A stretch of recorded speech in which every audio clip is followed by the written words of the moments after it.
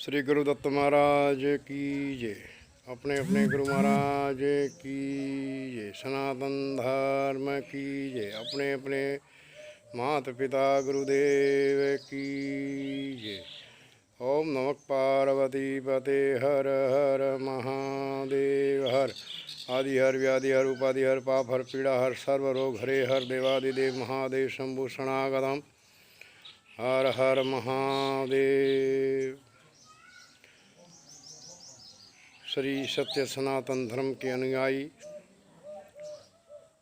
मोक्ष TV channel group में विराजमान सभी संत महापुरुष, गुरु भक्त, गुरुजन,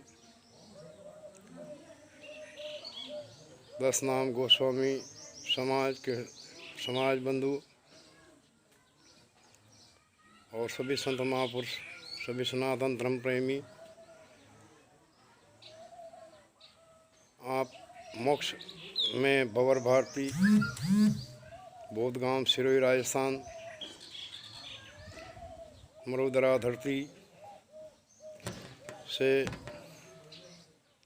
मोक्ष टीवी चैनल के माध्यम से समस्त धर्म प्रेमियों को निवेदन करना चाहता हूँ।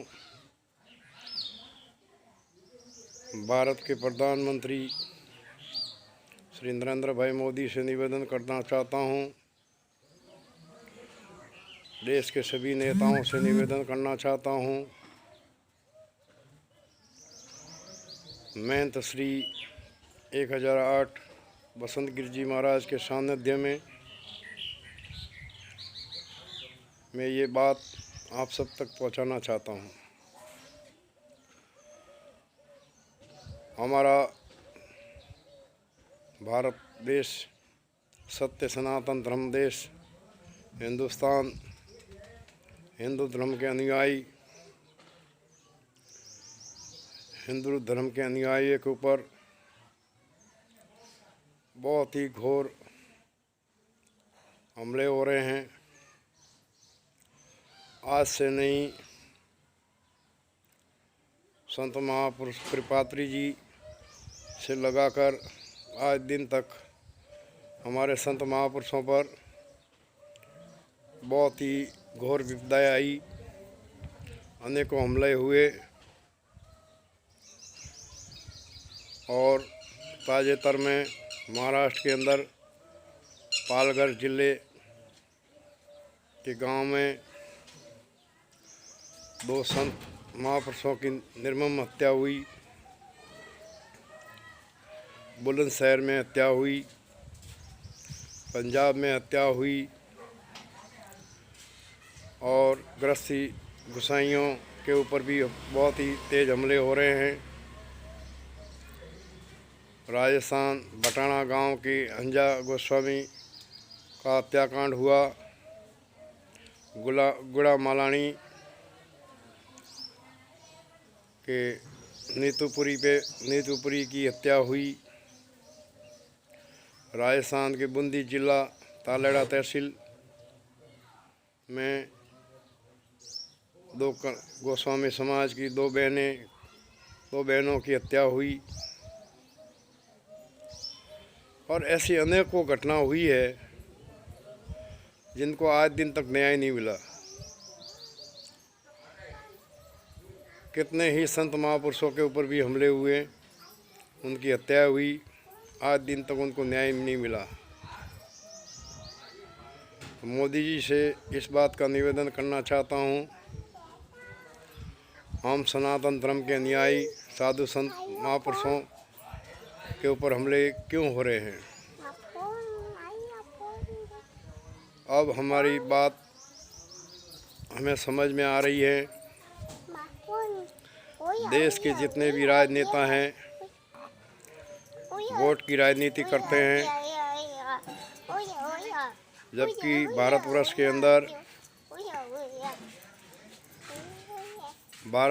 अंदर हमारी वोट की संख्या ज़्यादा है, लेकिन अंग्रेज़ों ने हमारे देश के अंदर एक मूल मंत्र दिया, वो मूल मंत्र फूट डालो और राज करो, सेकुलरिज्म अपनाया। बाबा साहेब आम्बेडकर और उनकी कमेटी ने जो संविधान बनाया, उस संविधान के अंदर सनातन धर्म की कोई सुरक्षा नहीं है। हम बहुसंख्य है, अल्पसंख्यकों को सभी सुरक्षा है, उनके हक के लिए सब कुछ है, लेकिन हमें न तो हक मिलता है, न न्याय मिलता है, न सुरक्षा।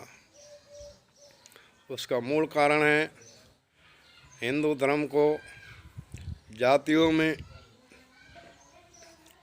बांट दिया गया, अलग अलग पंथों में बांट दिया गया, अलग अलग धर्मों में बांट दिया गया,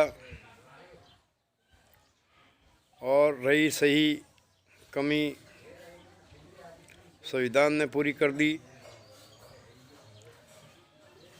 उसमें 4 खंड किए गए, एसी, एसटी, ओबीसी और जनरल 4 भागों में बांट दिया गया। इस 4 भागों में बांटने की परिस्थिति आज ये है, एसी, एसटी, ओबीसी, जनरल सब एक दूसरे के दुश्मन बने नज़र आते हैं, जबकि हम सब सनातन धर्मी हैं, सनातन धर्म के अनुयायी हैं, हिंदू धर्म के रक्षक है, हिंदुस्तान के वासी हैं। लेकिन ये मानसिकता हमारे को डूबने की कगार पे ला खड़ा किया है। पूरे विश्व के अंदर सबसे ज़्यादा हिंदुओं की संख्या भारतवर्ष के अंदर है, और अखंड भारत में से अनेकों टुकड़े हुए हैं हमारे देश के। और इतने टुकड़े होने के बाद में भी हिंदुस्तान पाकिस्तान बनाते समय कुछ कुकर्मी नेता, स्वार्थी नेता, अपने हित की सोचने वाले, वोट की राजनीति करने वाले हमारे देश को सेकुलरिज्म बना दिया, जबकि ये हिंदू राष्ट्र होना चाहिए था। अगर हिंदू राष्ट्र होता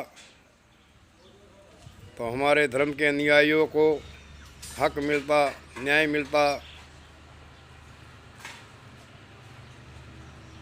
जो आज नहीं मिल रहा है।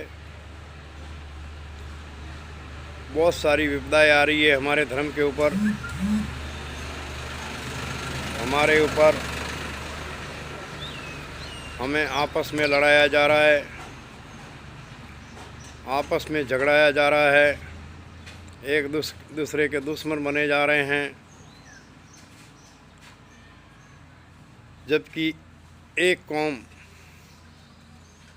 मुसलमान को पूछने पर बताया जाता है, भैया आप कौन हो, तो मुसलमान बताता है, जबकि उनके अंदर भी सभी जाति और जातियां हैं। मगर हमारे हिंदू भाई, सनातन धर्म के अनुयायी, हिंदू धर्म के प्रेमी, किसी एक व्यक्ति को पूछा जाए,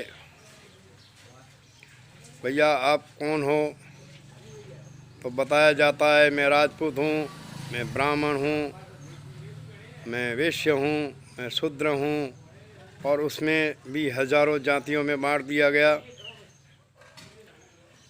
मैं हिंदू धर्म के अनुयायियों से निवेदन करूँगा, जात पात को छोड़ो, हिंदू धर्म की बात करो, जात पात को छोड़ो, सनातन धर्म की बात करो, जात पात को छोड़ो, अखंड भारत की बात करो, तभी हमारा धर्म और हमारा देश बच सकता है। हमारे देश के नेता कहते हैं आज 2 आतंकी मारे गए, आज 5 सैनिक शहीद हुए।